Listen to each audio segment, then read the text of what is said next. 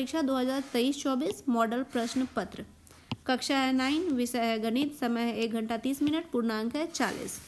कुल 40 प्रश्न होंगे। सभी प्रश्नों के उत्तर अनिवार्य हैं। प्रत्येक प्रश्न के लिए 1 अंक निर्धारित है। प्रत्येक प्रश्न के 4 विकल्प दिए गए हैं। सही विकल्प का चयन कीजिए। गलत उत्तर के लिए कोई अंक काटे नहीं जाएंगे, कोई माइनस मार्किंग नहीं है। अब हम लोग इसको सॉल्व करना शुरू करते हैं। हमारा पहला क्वेश्चन है, निम्नलिखित में से कौन अपरिमेय संख्या है? अपरिमेय संख्या तो पाई है यहाँ पे अपरिमेय संख्या। दूसरा, निम्नलिखित में से कौन सी संख्या ए और बी के बीच स्थित है? तो ए और बी के बीच निकालने के लिए दोनों को जोड़ते हैं और 2 से भाग करते हैं। तो इसका सही उत्तर हो जाएगा option number B. Question number C है, √7 माइनस √5 इंटू √7 प्लस √5 का मान क्या होगा? तो ये ए माइनस बी, ए प्लस बी, फॉर्मूला होता है ए स्क्वायर माइनस बी स्क्वायर। √7 का स्क्वायर माइनस √5 का स्क्वायर। √7 का स्क्वायर 7, 5 का स्क्वायर 5, √5 का तो 5, 7 में से 5 घटाएंगे तो 2। तो इसका सही आंसर हो जाएगा option number D. Next question है, 125 का पावर 2/3 किसके बराबर है? क्वेश्चन है मेरा 125 का पावर 2/3। तो हम इसको पहले 125 का पावर 1/3 निकालेंगे और फिर उसका स्क्वायर कर देंगे। तो 125 का क्यूब रूट होता है 5 और 5 का स्क्वायर होता है 25। तो इसका सही आंसर हो जाएगा 25। ऑप्शन नंबर सी हो जाएगा इसका करेक्ट आंसर। नेक्स्ट क्वेश्चन है क्वेश्चन नंबर 4, इनमें से कौन एक बहुपद नहीं है? तो पहला बहुपद है, दूसरा भी है, तीसरा नहीं है। क्यों नहीं है? क्योंकि यहाँ पे x प्लस 5 अपॉन वाई, मतलब y का पावर -1 प्लस 105। तो y का पावर -1 किसी भी बहुपद होने के लिए वेरिएबल का पावर माइनस नहीं होना चाहिए, इसलिए ये बहुपद नहीं है। तो सही आंसर हो जाएगा option number C. Next question number 6, बहुपद 5x प्लस 3 का शून्यक है। तो शून्यक निकालने के लिए हम लोग बहुपद को शून्य से इक्वेट कराते हैं। तो यहाँ से x बराबर हो जाएगा -3/5। तो सही आंसर हो जाएगा option number B. Next question, question number 7, यदि px बराबर x³ plus x² plus x plus 1 है तो p-1 का मान क्या होगा? यहाँ पे मेरा बहुपद है px बराबर x³ plus x² plus x plus 1। x के जगह पे हमको क्या रखना है? -1। तो यहाँ पे रखेंगे -1 का क्यूब प्लस -1 का square plus -1 plus 1।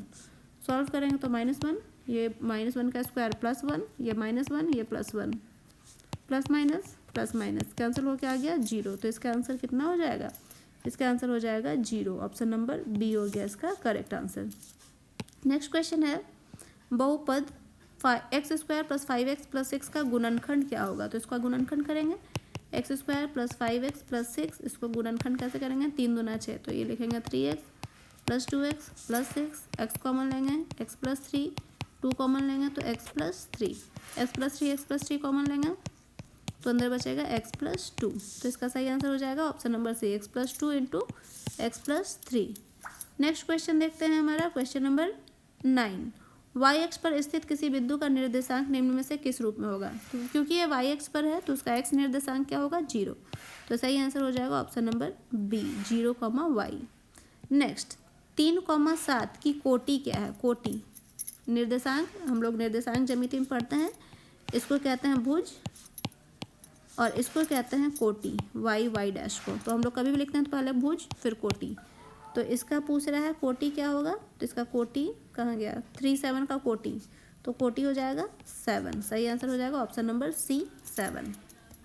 Question number 11, समीकरण इसकी तुलना 3x माइनस 2y बराबर 5 की तुलना ax plus by plus c बराबर 0 से कीजिए और abc का मान लिखिए। तो हमको तुलना किससे करना है? ax plus by plus c बराबर 0 से। किसका तुलना करना है? 3x माइनस 2y बराबर 5। तो 5 को हम लोग इधर लेके जाएंगे तो ये हो जाएगा -5 बराबर 0। तो यहाँ से ये हो गया a बराबर 3, b बराबर -2 और c बराबर हो गया -5। तो इसका सही आंसर हो गया ऑप्शन नंबर सी, a बराबर 3, b बराबर -2, c बराबर -5। ठीक है। नेक्स्ट क्वेश्चन में हम लोग आते हैं क्वेश्चन नंबर 12 में है, यदि x बराबर 2 y बराबर 3 समीकरण 2x प्लस 3y बराबर k का हल है तो k का मान क्या होगा? तो यहाँ पे रखते हैं 2x प्लस 3y बराबर k और x के जगह पे 2 और y के जगह पे क्या रखना है? 3। तो 2 इंटू 2 प्लस 3 इंटू 3 बराबर के, 2 दूना 4 प्लस 3 तिया 9 बराबर के, तो 9 4 होता है 13, तो के बराबर आ गया 13। सही आंसर हो गया option number B. Next question है हमारा क्वेश्चन नंबर 13। रैखिक समीकरण 3x माइनस 2y बराबर 0 का हल है, कौन सा है? 4 ऑप्शन में है, कौन सा इसका हल है? तो इसको सॉल्व करते हैं। ऑप्शन जितना है उसको सबको इसमें रखेंगे और देखेंगे कि क्या आता है। पहले x बराबर 3 और y बराबर 2, तो 3 इंटू 3 माइनस 2 इंटू 2, 3 तिहाई 9 माइनस 4, 9 में से 4 घटाएंगे तो 5, 0 के बराबर नहीं है तो ये नहीं होगा। दूसरा में 3 और माइनस 2 रखना है ना, तो 3 इंटू 3 माइनस 2 इंटू माइनस 2, तो 3 तिहाई 9 माइनस माइनस प्लस, 2 दूनी 4, 9 4 13, नहीं है 0 के बराबर, ये भी नहीं होगा। तीसरा में हमको रखना है 2 और 3, तो 3 इंटू 2 माइनस 2 इंटू 3, 3 दूना 6, 3 दूना 6 बराबर आ गया 0, तो इसका सही आंसर हो जाएगा ऑप्शन नंबर सी। नेक्स्ट हमारा क्वेश्चन है क्वेश्चन नंबर 14। वो कथन जिसे सिद्ध किया जा सकता है वह क्या कहलाता है? तो जिसे हम लोग सिद्ध कर सकते हैं उसे प्रमेय कहते हैं। यूक्लिड ज्योमेट्री में है ये स्टेटमेंट। नेक्स्ट, दो भिन्न बिंदुओं से कितनी रेखाएं खींची जा सकती है? एक बिंदु, दो बिंदु से कितनी रेखा खींची जाएगी? एक, तो सही आंसर हो जाएगा option number A. Question number 16। 80 degree का पूरा कोण जब दो कोण को हम लोग जोड़ते हैं और उसका मान 90 डिग्री आ जाए तो उसे हम लोग पूरा कोण कहते हैं। तो 80 में कितना जोड़ेंगे कि मेरा 90 आ जाएगा? तो 80 में 10 जोड़ेंगे, तो 80 डिग्री का पूरा कोण कितना हो जाएगा? 10 degree, option number A. Next है क्वेश्चन नंबर 17। नीचे दी गई आकृति, इस आकृति में एक्स वाई और एम एन बिंदु ओ पर प्रतिच्छेद करते हैं। ये पी ओ वाई ये कितना है? 90 डिग्री का है। और ए अनुपात बी का मान दिया हुआ है 2:3, तो सी का मान ज्ञात करना है, हमको इसका मान ज्ञात करना है। तो हम लोग इसको बनाते हैं। ए अनुपात बी है 2:3, तो ए को हम मान लेते हैं 2 के और बी को मान लेते हैं 3 के। तो अगर हम लोग ध्यान से देखें तो ये पूरा एंगल कितना बना रहा है? 180 डिग्री। तो यहाँ पे हम लोग लिखेंगे 3 के प्लस 2 के प्लस 90 बराबर 180 डिग्री। तो 5 के बराबर हो जाएगा 90 डिग्री, तो के बराबर हो जाएगा 5 का 5, 6 7 8 9 5 8 40, के बराबर हो गया 18। तो यहाँ से एंगल बी का मान कितना हो जाएगा? 3 गुना 18, 18 तिया 54, ये हो गया 54। और यहाँ से बी प्लस सी का मान कितना बन रहा है मेरा? 180 डिग्री। तो बी प्लस सी बराबर 180 डिग्री, तो मान बैठाते हैं। बी का मान हम कितना निकाले? 54, और सी तो हमको निकालना है बराबर 180 डिग्री। तो सी बराबर 180 माइनस 54, घटाएंगे 10 में से 4 गया 6 और 7 में से 5 जाएगा तो 2, तो 126 डिग्री। तो इसका सही आंसर हो जाएगा option number D, 126 degree. Next question number 18। Question number 18 में बोल रहा है आकृति में यदि ओपी और ओपी और आरएस आपस में क्या है? समांतर है। ये एंगल 110 है, ये एंगल 130 है, तो पी क्यू आर हमको ये एंगल का मान ज्ञात करना है ना। तो हम इसको मान लेते हैं ए, इसको मान लेते हैं बी, इसको मान लेते हैं सी। अगर ध्यान से देखें तो ए प्लस बी प्लस सी कितना आ रहा है? 180 डिग्री। लिख लेते हैं ए प्लस बी प्लस सी बराबर हो जा रहा है 180 डिग्री। और यहाँ से अगर देखते हैं, अगर ये 110 है तो बी प्लस सी भी क्या होगा? 110 होगा। क्यों होगा? एकांतर अंतःकोण से। बी प्लस सी बराबर हो जाएगा 110। इसी प्रकार से ए प्लस बी बराबर हो जाएगा मेरा 130 डिग्री। तो फिर से लिखते हैं ए प्लस बी प्लस सी बराबर 180 डिग्री। यहाँ से हम ए प्लस बी का मान 130 बैठा देते हैं, प्लस सी बराबर 180। तो सी बराबर कितना हो जाएगा? 180 में से 130 घटाएंगे तो 30 40 50 60 70 80 50 डिग्री। सी आ गया 50 डिग्री। अब इस सी का मान हम इसमें रखेंगे, बी प्लस सी बराबर 110, सी है 50 प्लस बी बराबर 110, तो बी बराबर कितना हो जाएगा? 5 6 7 8 9 10 11 60। बी का मान कितना आ गया? 60 डिग्री। हमको बी का ही मान निकालना था ना, तो ये हो गया 60 डिग्री। आंसर हो गया ऑप्शन नंबर ए। नेक्स्ट हम लोग आते हैं क्वेश्चन नंबर 19 में। 19 बोल रहा है निम्नलिखित में से कौन त्रिभुज की सर्वांग समता की कसौटी नहीं है? नहीं पूछ रहा है। एंगल साइड एंगल तो होता है, साइड होता है, साइड एंगल साइड भी होता है। जो नहीं होता है वो है एंगल। तो इसका सही आंसर हो जाएगा option number C. Question number 20, यदि त्रिभुज ए बी सी में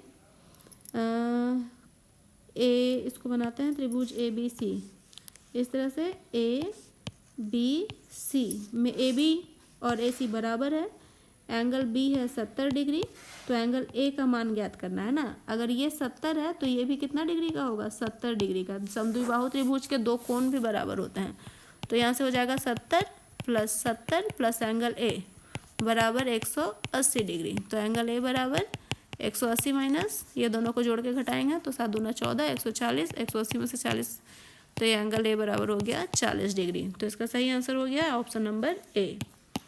नेक्स्ट क्वेश्चन है हमारा क्वेश्चन नंबर 21 में चतुर्भुज के कोण 2, 3, 5 और 8 के अनुपात में है, तो सबसे बड़ा कोण का मान ज्ञात करना है ना। कोई भी एक जैसा चतुर्भुज बना लेते हैं, तो जो जो अनुपात यहाँ दिया हुआ है वही वही एंगल मानेंगे। ये हो गया 2x, एक हो गया 3x, एक हो गया 5x और एक हो गया 8x। हमको सबसे बड़े वाले कोण का मान ज्ञात करना है। तो चतुर्भुज के चारों कोणों का योग कितना होता है, ये होता है 360। अब सबको जोड़ेंगे, 2, 3, 5, 8 जोड़ेंगे तो कितना हो जाएगा, 3 और 2 5, 5, 5 10 और 8 18x बराबर 360। 18 दूना 36, 20 डिग्री। x का मान आ गया 20 डिग्री। अब इसमें से किसका मान पूछ रहा था, सबसे बड़ा कोण। तो 1, 2, 3, 4 में सबसे बड़ा मेरा क्या आ रहा है, 8x आ रहा है। तो 8 इंटू एक्स का मान 20, तो 8 दूना 16, 160 डिग्री। तो सबसे बड़े वाले कोण का मान कितना हो गया, 160 डिग्री। ऑप्शन नंबर सी हो गया इसका correct answer. Next question number 22, निम्न में से किसके विकर्ण समकोण पर समद्विभाजित होते हैं। समचतुर्भुज उसको कहते हैं जिसकी चारों भुजाएं बराबर हो पर चारों कोण बराबर नहीं हो, उसे हम लोग कहते हैं समचतुर्भुज। और इसके विकर्ण जब एक दूसरे को काटते हैं तो इनके बीच का जो एंगल बनता है वो 90 डिग्री का बनता है। तो इसका सही आंसर हो जाएगा समचतुर्भुज। इसको याद कर लेंगे, है ना। नेक्स्ट, आयत की भुजाओं के मध्य बिंदु को मिलाने वाला चतुर्भुज क्या होगा। एक आयत, इस वाले आकृति को हम लोग आयत कहते हैं। इसका मध्य बिंदु, इसका मध्य बिंदु, इसका मध्य बिंदु को अगर ऐसा करके मिला दें तो जो आकृति बनता है ये आकृति होता है एक समचतुर्भुज का। मतलब चारों भुजाएं इसकी क्या होती हैं, बराबर। तो सही आंसर हो जाएगा option number A. Next question number 24 में बोल रहा है ए बी सी डी एक समांतर चतुर्भुज है जिसमें कि बी सी है 12 सेंटीमीटर और ए ई है 6 सेंटीमीटर। तो इसका क्षेत्रफल ज्ञात करना है। तो चतुर्भुज का क्षेत्रफल होता है बेस इंटू हाइट। तो बेस है 12 और हाइट है 6, 12 × 5 = 12 × 6 = 72। तो इसका क्षेत्रफल हो जाएगा 72 सेंटीमीटर स्क्वायर। सही आंसर हो जाएगा option number C. Next question number हम लोग देखते हैं 25 में है एक समांतर चतुर्भुज और एक त्रिभुज एक ही आधार और समान समांतर रेखा के बीच स्थित है। यदि त्रिभुज का क्षेत्रफल 12 है तो चतुर्भुज का क्षेत्रफल ये इस तरह से है। दो समांतर रेखा है, यहाँ पे एक चतुर्भुज बना हुआ है, इसको ऐसे बनाते हैं। दो समांतर रेखा, यहाँ से यहाँ पर एक चतुर्भुज ऐसे बना हुआ है और इसी के बीच में एक त्रिभुज बना हुआ है। त्रिभुज का क्षेत्रफल है 12, तो इस चतुर्भुज का क्षेत्रफल कितना होगा। तो अगर ऐसा केस रहता है तो चतुर्भुज का क्षेत्रफल त्रिभुज का दुगुना हो जाता है। तो 12 दूना 24, चतुर्भुज का क्षेत्रफल हो जाएगा 24 सेंटीमीटर स्क्वायर। नेक्स्ट हम लोग देखते हैं क्वेश्चन नंबर 26।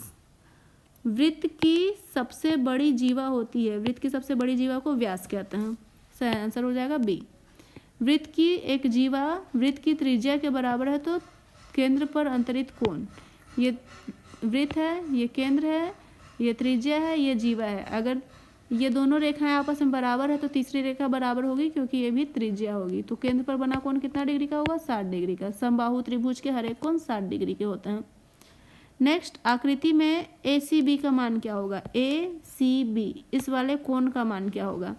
तो यहाँ पे देख रहे हैं समान चाप द्वारा दोनों कोण बन रहा है। एक यहाँ पे कोण बन रहा है, एक यहाँ पे कोण बन रहा है। तो ये कोण क्या हो जाएगा, इसका आधा हो जाएगा। तो 50 का आधा कितना हो जाएगा, 25 डिग्री। तो इसका वैल्यू हो जाएगा ऑप्शन नंबर सी 25 डिग्री।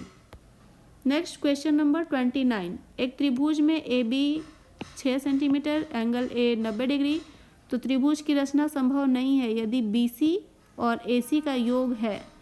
तो हम लोग को पता है किसी भी त्रिभुज की रचना तब होगी जब दो भुजाओं का योग तीसरी से क्या होगा, हमेशा बड़ा होगा।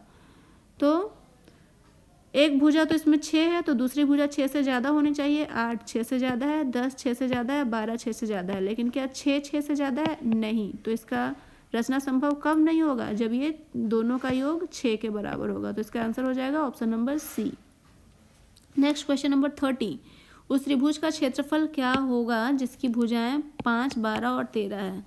पहले तो हम लोग एक त्रिभुज बना लेते हैं। ये ए इसको मान लेते हैं 5, ये बी इसको मान लेते हैं 12 सेंटीमीटर और सी इसको मान लेते हैं 13 सेंटीमीटर। इसका हमको क्षेत्रफल निकालना है। हीरोन्स फार्मूला से निकालेंगे। एस बराबर A plus B plus C by 2, 5 plus 12 plus 13 बटा 2, 12 दूना 24, 24 और 1 25 और 5 30 बटा 2 यानी कि 15। और अब इसका हमको निकालना है क्षेत्रफल, एरिया। तो होता है S into S minus A into S minus B into S minus C. घटाएंगे तो ये हो जाएगा 15। 15 में से 5 घटाएंगे तो कितना आएगा जी? 10। 15 में से 12 घटाएंगे तो 12 13 14 15, 3। 15 में से 13 घटाएंगे तो 2। अब इसको तोड़ेंगे। 15 को लिख सकते हैं 5 तिया 15, 10 को लिख सकते हैं 5 दूना 10, 3 को 3 छोड़ेंगे, 2 को 2। 5 और 5 का जोड़ा में से 5 निकला है, 3 और 3 का जोड़ा में से 3 निकला और 2 2 का जोड़ा में से 1 2 निकला। 3 दूनी 6, 6 5 30। तो इसका सही आंसर हो जाएगा 30 सेंटीमीटर स्क्वायर क्षेत्रफल। Next question number 31। Question number 31 बोल रहा है उस समबाहु त्रिभुज का क्षेत्रफल क्या होगा जिसकी प्रत्येक भुजा 2√2 है? तो समबाहु त्रिभुज का क्षेत्रफल होता है √3/4 इंटू भुजा का स्क्वायर।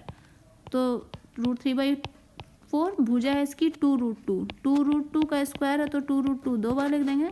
2 दूना 4 कट गया तो ये हो गया √3 इंटू √2 को √2 से गुना करेंगे तो 2√3। इसका सही आंसर हो जाएगा 2√3। ऑप्शन नंबर सी हो जाएगा इसका correct answer. Next question number 32। शंकु के आधार का व्यास यहाँ पे दिया हुआ है डी 10.5 सेंटीमीटर है और तिर्यक ऊंचाई है 10 सेंटीमीटर। तो हमको शंकु का वक्र पृष्ठीय क्षेत्रफल ज्ञात करना है। शंकु का वक्र पृष्ठीय क्षेत्रफल होता है πr/l, हमको यही निकालना है। तो पाई का मान 22/7, आर के जगह पे 10.5, लेकिन ये तो व्यास है तो त्रिज्या इसका बटा 2 हो जाएगा और एल कितना है 10। इसको सॉल्व करेंगे। पॉइंट हटाएं 10 10 10 कट गया, 2 से 11 कट गया और ये 7 से काटेंगे, 7 का 7 8 9 10, 7 5 35, 11 गुना 15, 15 1 15, 15 1 15 और 1 16, 165। तो इसका सही आंसर हो गया option number C 165 centimetre square answer. Next question हम लोग देखते हैं। Question number 33। एक बेलन की त्रिज्या है 4 सेंटीमीटर, ऊंचाई है 10 सेंटीमीटर, तो बेलन का कुल पृष्ठीय क्षेत्रफल ज्ञात करना है। बेलन का कुल पृष्ठीय क्षेत्रफल होता है 2πrh प्लस 2πr²। कॉमन लेंगे, 2πr कॉमन लेंगे तो अंदर बचेगा h प्लस r। अभी यहाँ पे क्या दिया है? त्रिज्या है 4 और ऊंचाई है 10, तो मान बैठाते हैं 2 गुना 22/7, त्रिज्या है 4, ऊंचाई है 10 प्लस 4। सॉल्व करेंगे। 2 गुना 22/7 गुना 4 गुना 10 4 14, 7 दूना 14 गुना करेंगे। 2 दूना 4, 4 चौके 16, 16 गुना 22, 16 दूना 32, 16 दूना 32, 33 34 35, 352 सेंटीमीटर स्क्वायर इसका हो गया आंसर। नेक्स्ट क्वेश्चन में है हमारा क्वेश्चन नंबर 34। एक घन का आयतन और कुल पृष्ठीय क्षेत्रफल संख्यात्मक रूप से बराबर है तो घन की भुजा क्या होगी? तो घन का आयतन होता है भुजा का क्यूब और कुल पृष्ठीय क्षेत्रफल होता है 6a²। इसको सॉल्व करेंगे तो a क्यूब का मतलब हुआ 1 2 3 बार a और ये 6a² का मतलब हुआ 2 बार a कट गया तो a बराबर कितना आ गया 6। तो भुजा कितना आ गया 6 मात्रक। 6 मात्रक मतलब मीटर सेंटीमीटर कुछ भी हो सकता है। नेक्स्ट हमारा क्वेश्चन है क्वेश्चन नंबर 35 बोल रहा है 3.5 सेंटीमीटर त्रिज्या वाले गोले का पृष्ठीय क्षेत्रफल। तो गोला का पृष्ठीय क्षेत्रफल होता है 4/3 πr²। तो ये हो गया 4/3, पाई के जगह में 22/7 और r कितना है? r है 3.5, तो 3.5 इंटू इसको इससे करते हैं 4/3 इंटू 22/7 इंटू आर स्क्वायर, तो 3.5 इंटू 3.5, इसको अब सॉल्व करेंगे और क्षेत्रफल निकालेंगे। पॉइंट हटाएं, 0, यहाँ से पॉइंट हटाएं 0, ये 7 5 35, 5 दूना 10, और ये यहाँ से और किसको काटें 2 दूना 4, ये 5 दूना 10, 5 7 35, 2 और 2 कट गया, और क्या बच गया, एक सेकंड, ये थोड़ा सा गलती हो रहा है, इसको मिटाते हैं। हमको क्या करना है, गोले का पृष्ठीय क्षेत्रफल ज्ञात करना है ना, तो गोले का पृष्ठीय क्षेत्रफल होता है 4 पाई आर स्क्वायर, तो ये हो गया 4 पाई के जगह पे लिखा है 22/7, आर है मेरा 3.5, तो यहाँ पे 3.5 इंटू 3.5, पॉइंट हटाएंगे तो ये 10, यहाँ से पॉइंट हटाएंगे तो ये 10।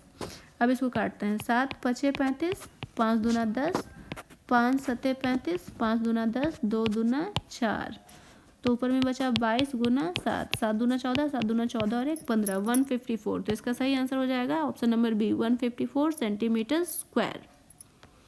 नेक्स्ट क्वेश्चन नंबर 36 में बोल रहा है प्रथम 3 सम संख्याओं के माध्य क्या होंगे। प्रथम 3 सम संख्या में मेरा क्या हो जाएगा, 2 4 6 का माध्य ज्ञात करना है, तो इसको 3 से भाग करेंगे, 6 4 10, 10 2 12, 12 को 3 से भाग करेंगे, 3 चौके 12, तो इसका सही आंसर हो जाएगा 4, इसका माध्य हो जाएगा 4। नेक्स्ट क्वेश्चन नंबर 37, एक क्रिकेट मैच में खिलाड़ी ने पहले 10 पारी में इतने सारे अंक बनाए, खिलाड़ी द्वारा बनाए गए रनों का बहुलक, तो बहुलक जो होता है जो सबसे ज़्यादा बार आता है, तो यहाँ पे हम लोग देखते हैं 12 कितनी बार आया है, 1 2 3 4 5, 12 आया है 2 बार, 18 कितनी बार आया है, 1 बार, 13 आया है 1 बार, 5 भी आया है 1 2 3, 5 आया है 3 बार, उसके बाद 4 1 बार, 11 1 बार, तो सबसे ज़्यादा बार कौन आया है, सबसे ज़्यादा बार मेरा 5 आया है, तो इसका बहुलक हो जाएगा 5, ऑप्शन नंबर सी हो जाएगा इसका करेक्ट आंसर। नेक्स्ट हमारा क्वेश्चन है क्वेश्चन नंबर 38, आंकड़े 2 7 9 इसका माध्य ज्ञात करना है, तो माध्य ज्ञात करने के लिए हमको उसको आरोही या अवरोही क्रम में सजाना होता है, तो हम आरोही क्रम में सजाते हैं। सबसे छोटा है 2, 2 से बड़ा संख्या यहाँ पे है 7, तो 7 लिख दिए, 7 से बड़ा संख्या है 8, 8 से नहीं 2 से बड़ा संख्या है 5, 2 5 2 5, फिर 7, फिर 8, फिर 9 9 2 5 9, 9 के बाद है 11 और फिर है 13, कितना हुआ 1 2 3 4 5 6 7, यहाँ पे है 1 2 3 4 5 6 7, ये हो गया। अब हमको उसका माध्यक यानी कि ठीक बीच का, इधर से 3 और इधर से 3 गायब कर दें तो बच क्या है 8, बीचों बीच में 8 है, तो इसका माध्यक हो जाएगा 8, सही ऑप्शन हो जाएगा ऑप्शन नंबर सी 8 है ना। नेक्स्ट क्वेश्चन नंबर 39, एक सिक्के को 1000 बार उछालने पर चित 600 बार आता है, तो पट आने की प्रायिकता कितनी है।